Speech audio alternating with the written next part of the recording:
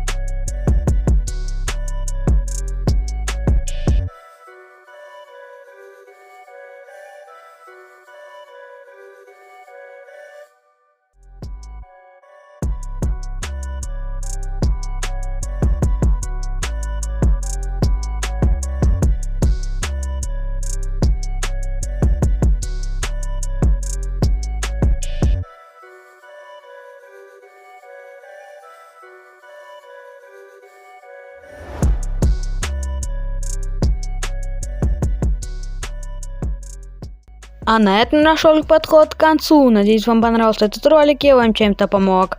А с вами был Фотор. Всем удачи и всем пока-пока.